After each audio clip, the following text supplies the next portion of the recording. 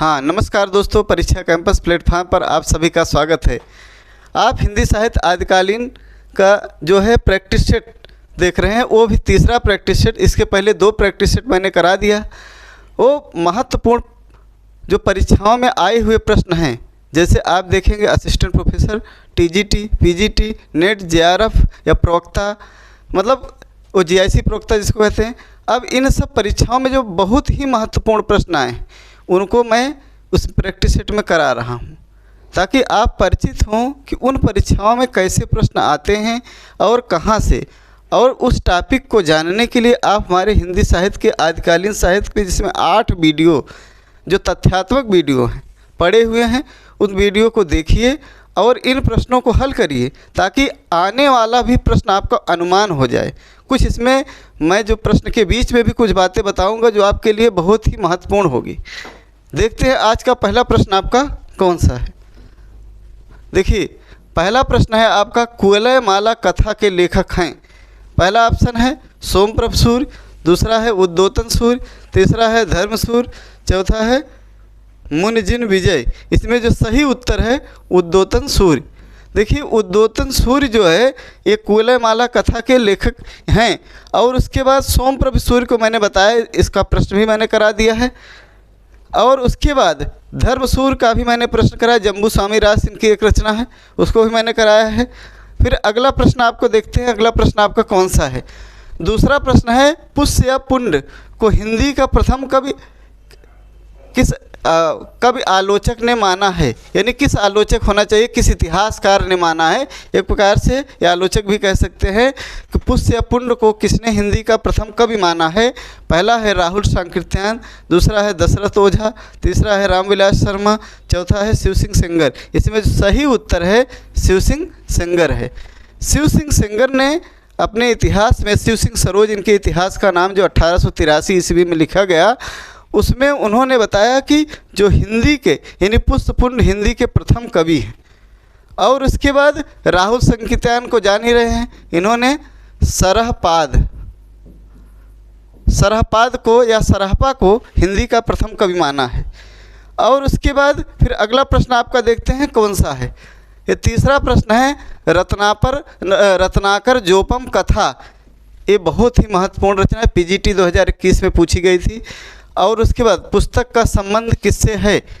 पहला ऑप्शन है महायानी सिद्ध, दूसरा है वज्रयानी सिद्ध, तीसरा है नाथ, चौथा जैन। इसमें जो सही उत्तर होगा वज्रयानी सिद्ध।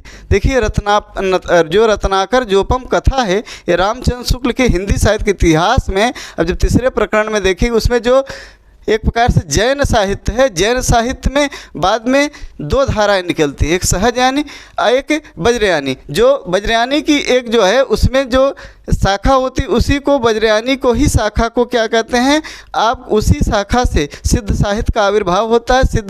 उसी से संबंधित ये रत्नाकर जोपम कथा नामक पुस्तक का उल्लेख है।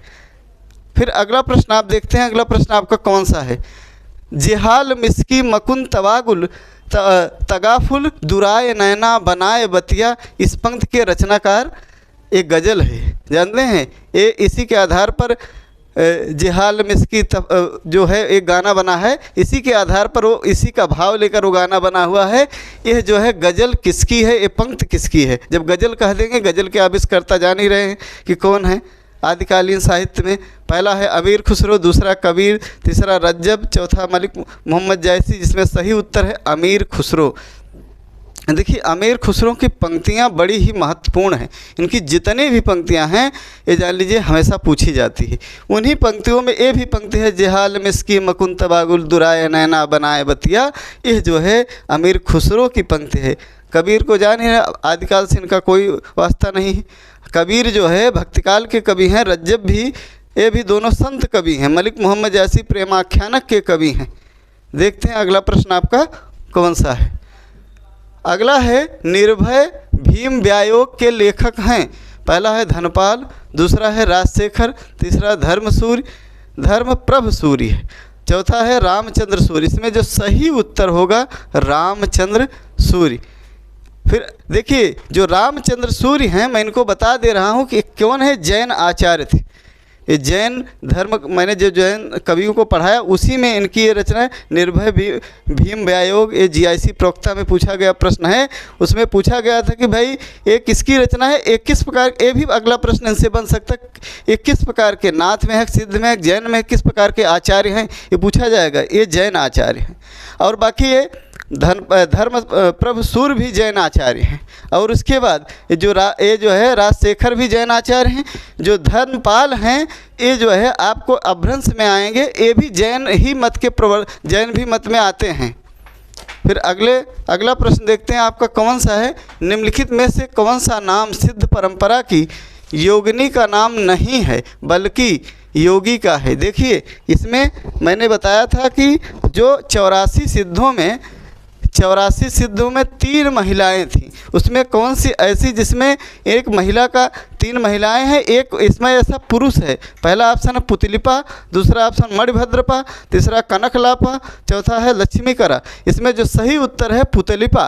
पुतलिपा जो है 84 सिद्धों में 78वें लगभग सिद्ध थे। कितने थे? 78वें सिद्ध थे। सिद्धों में बताया जाता था कि लास्ट में पा जो है आदर्श सूचक शब्दों का प्रयोग होता है। मैंने 2 बार इसको बताया। और उसके बाद ये पहली ऐसी आदिकालीन साहित्य है जिसमें महिलाएं आई हैं, वो जो है आदिकालीन साहित्य है, सिद्ध साहित्य है। सिद्ध साहित्य में 3 महिलाएं मणिभद्रपा, कनकलाफा, लक्ष्मीकरा, ये तीनों आती। मैंने जब सिद्ध साहित्य पढ़ाया था इनको बाकायदा मैंने बताया था, 3 उसमें महिलाएं आती हैं। फिर अगला प्रश्न आपका कौन सा है, हिंदवी शब्द का प्रथम प्रयोग किस इतिहासकार ने किया है। देखिए पहला ऑप्शन है रामचंद्र शुक्ल, दूसरा ऑप्शन है इब्न बतूता, तीसरा ऑप्शन अबू सईद, चौथा ऑप्शन है बदायूनी। इसमें जो सही उत्तर है अबू सईद, अबू नहीं अबू सईद है। ये जब बच्चन सिंह का इतिहास, हिंदी साहित्य का दूसरा इतिहास पढ़ेंगे उसमें रचना मिलती है कि यह जो है हिंदवी शब्द का, उसमें ही मिलता है कि हिंदवी शब्द का सर्वप्रथम प्रयोग किसने किया था किसने, अबू सईद ने प्रयोग किया था। रामचंद्र शुक्ल का हिंदी साहित्य का इतिहास 1929 में हिंदी शब्द सागर की भूमिका के रूप में प्रकाशित हुआ था। और उसके बाद जानते हैं ये बदायूनी और इब्न बतूता इसमें आते ही नहीं। देखते हैं अगला प्रश्न आपका कौन सा है।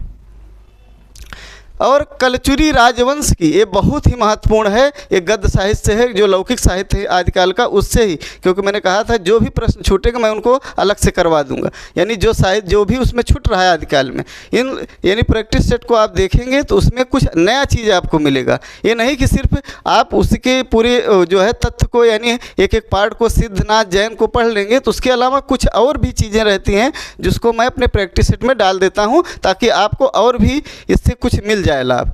देखिए इसमें कलचुरी राजवंश की 7 नायिकाओं के नखशिख वर्णन से संबंधित ग्रंथ है। पहला ऑप्शन है उक्त व्यक्ति प्रकरण, दूसरा है राउलवेल, तीसरा है कुवलय माला कथा, चौथा है वर्ण रत्नाकर। इसमें जो सही उत्तर है राउलवेल। राउलवेल जो है एक शिलांकृत कृति है। इसमें कलचुर राजवंश की 7 नायिकाओं का जो नखशिख वर्णन है, नख माने नाखून से लेकर सिर तक का पूरा वर्णन है। इसमें उत्तर आपका राउलवेल है, जानते हैं। और जो है ये जो है उक्त व्यक्ति प्रकरण ये दामोदर शर्मा की है। और ये जो है वर्ण रत्नाकर ज्योतिश्वर ठाकुर का है। फिर कुवलय माला कथा तो मैंने अभी इसका प्रश्न पहले ही प्रश्न में करवा दिया था। देखते हैं अगला प्रश्न आपका कौन सा है। काम भाव और शरीर का सौंदर्य उनके यहाँ उत्सव रूप में विद्यापति के संदर्भ में यह कथन किसका है, यह कथन किसका है। बताना है कि भाई काम भाव और शरीर का सौंदर्य, जानते हैं कि ऐसा कौन सा विद्वान है कि जो किसके यहाँ कहता है कि भाई काम भाव और शरीर का सौंदर्य उनके यहाँ उत्सव के रूप में मनाया जाता है। विद्यापति के विषय में यह कथन किसका है। देखिए अब इसमें पहला ऑप्शन है रामस्वरूप चतुर्वेदी, दूसरा डॉक्टर नगेंद्र, तीसरा बच्चन सिंह, चौथा रामचंद्र शुक्ल। इसमें जो सही उत्तर होगा रामस्वरूप चतुर्वेदी। इनके इतिहास का नाम है हिंदी साहित्य संवेदना का विकास, मैंने इसको बताया है। देखिए इन्होंने ही कहा था। और शुक्ल जी ने क्या कहा था, आध्यात्मिक रंग के चश्मे आजकल बहुत सस्ते हो गए हैं, जिसको लोग चढ़ाकर गीत गोविंद को भी ऐसे तरीके से बताने लगे हैं कि भाई विद्यापति जो है श्रृंगारी नहीं भक्त काल के कवि हैं। ये शुक्ल जी का बहुत ही चर्चित कथन। शुक्ल जी का एक कथन हमेशा पूछा जाता है, ये जाने चाहे नेट हो, चाहे जेआरएफ हो, चाहे जिसमें भी हो, यूजीसी वो कह रहे हैं कि टीजीटी पीजीटी हर जगह क्वेश्चन पूछा जाता है। आध्यात्मिक रंग के चश्मे आजकल बहुत सस्ते हो गए। ये शुक्ल का कथन था, उसी के संदर्भ में उसी से मिलता जुलता एक कथन है। किसने कहा है? डॉक्टर राम स्वरूप चतुर्वेदी ने कहा है हिंदी साहित्य संवेदना के विकास में। और उसके बाद डॉक्टर नगेंद्र और बच्चन सिंह के इतिहास को भी जान लीजिए, ध्यान रखिए कि हिंदी बच्चन सिंह के दूसरा इतिहास, बच्चन सिंह हिंदी साहित्य का दूसरा इतिहास बहुत ही महत्वपूर्ण है, क्योंकि उससे प्रश्न पूछे जाते हैं, उसको भी पढ़ लीजिएगा। फिर अगला प्रश्न आपका कौन सा है? अपभ्रंश में दोहा काव्य की परंपरा का आरंभ किस कवि ने किया? देखिए, पहला ऑप्शन है हेमचंद, दूसरा है जोइंद,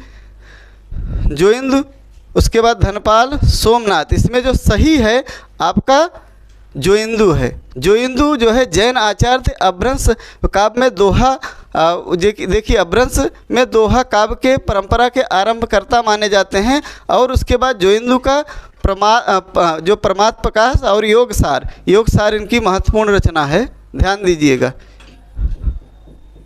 और उसके बाद हेमचंद का शब्दानुशासन इनकी बहुत ही महत्वपूर्ण रचना है। क्या है? शब्दानुशासन।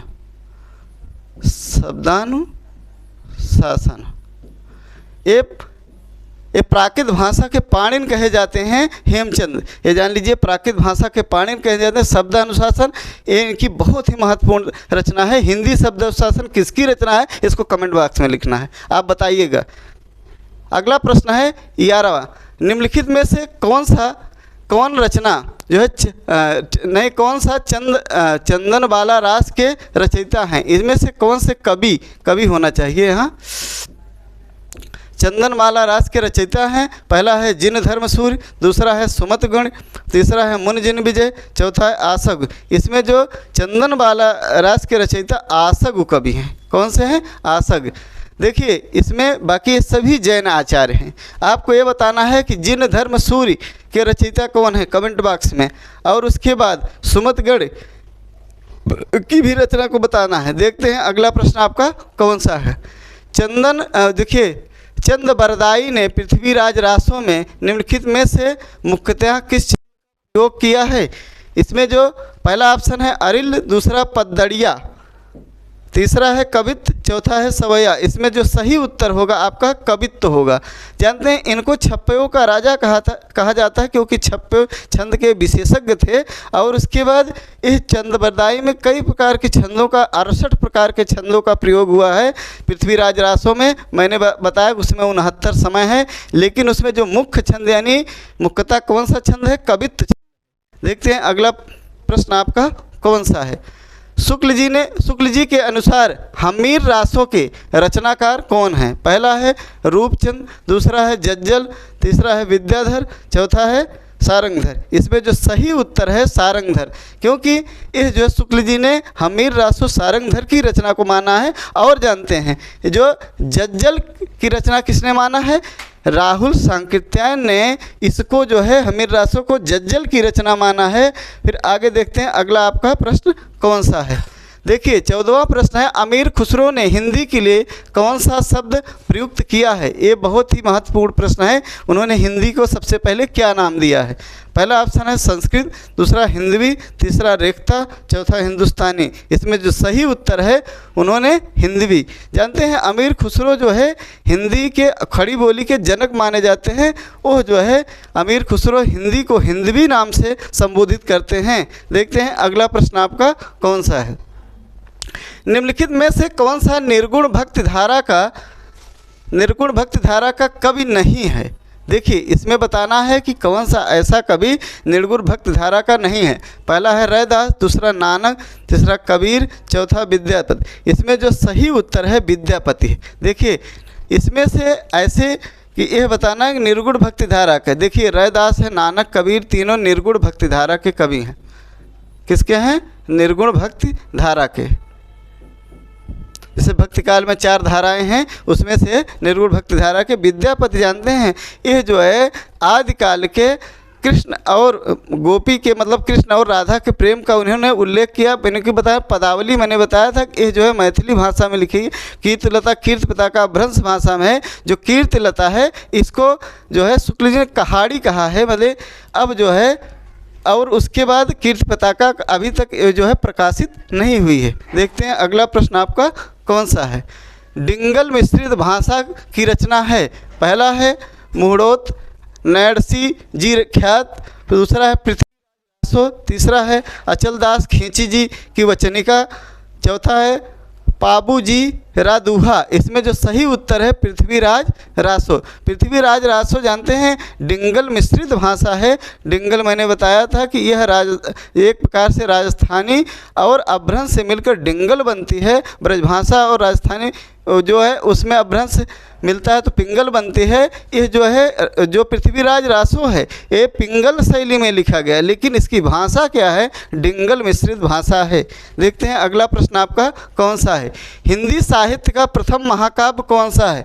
पहला ऑप्शन है श्रावकाचार, दूसरा है पृथ्वीराज रासो, तीसरा पाहुड़, चौथा भारतेश्वर बाहुबली रास। इसमें जो सही उत्तर है पृथ्वीराज रासो। हिंदी साहित्य का जो प्रथम महाकाव्य रामचंद्र शुक्ल ने पृथ्वीराज रासो को माना है और प्रथम महाकवि चंद्रबरदाई को माना है, जो कि रामचंद्र शुक्ल के मत से कई लोग सहमत हैं। और उसके बाद फिर अगला देखते हैं आपका प्रश्न कौन सा है।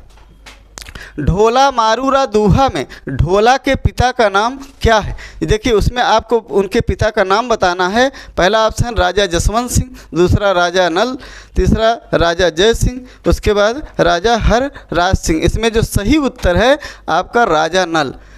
यानी ढोला मारूरा दूहा में ढोला के पिता का नाम क्या है, राजा नल। और इसमें जो है ढोला मारूरा दूहा एक किसकी रचना है, कल्लोल की रचना है। किसकी रचना है, कल्लोल की। देखिए इसकी जो नायिका है मारवाड़ी है, इसकी नायिका मारवाड़ी और नायक ढोला है, दोनों के प्रेम होता है, उसमें जो है उसी का पूरा उल्लेख वर्णन है। देखते हैं अगला प्रश्न आपका कौन सा है। गोरखनाथ का समय 11वीं सदी है, यह मान्यता किस विद्वान की है।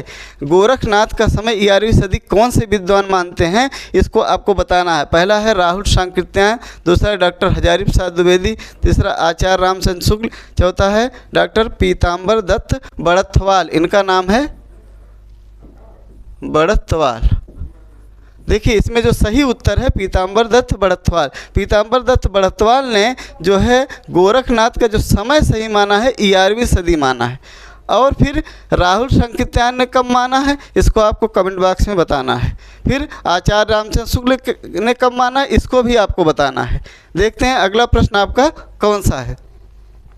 नाथ सिद्धों की परंपरा से ही छटकर निकला है, यह कथन किसका है। पहला ऑप्शन है डॉक्टर राम कुमार वर्मा, दूसरा है राहुल सांकृत्यायन, तीसरा है शिव सिंह सेंगर, चौथा है आचार्य रामचंद्र शुक्ल। इसमें जो सही उत्तर है आचार्य रामचंद्र शुक्ल, डी उत्तर सही है। देखिए नाथपंथ सिद्धों की परंपरा से ही छटकर निकला है। रामचंद्र शुक्ल अपने हिंदी साहित्य के इतिहास में लिखते हैं, जो उनका 1929 में हिंदी शब्दसागर की भूमिका के रूप में प्रकाशित हुआ। और ये कहते हैं कि जो नाथ पंथ है सिद्धों का ही विकसित रूप है, एक प्रकार से उसी से पूरी तरह से यानी सिद्ध से ही नाथ जो है निकलता है और उससे बाद में ही संत परंपरा का विकास होता है। इसीलिए यह जो है इसको साहित्य की कोट में नहीं मानते हैं। और उसके बाद फिर यह जो है आपका अंतिम प्रश्न था। देखिए ये आदिकाल से जो है जो महत्वपूर्ण 20 प्रश्न थे, अंतिम प्रश्न है ये जो है यहाँ पर देखिए इन प्रश्नों की प्रकृति को समझिए और इनको जो है बराबर देखने के लिए हमारे चैनल को लाइक करिए, सब्सक्राइब करिए, कमेंट करिए। और उसके बाद अगर इसका PDF आपको प्राप्त करना है तो टेलीग्राम को ज़रूर ज्वाइन करिए। मिलते हैं अगले वीडियो में, तब तक के लिए धन्यवाद।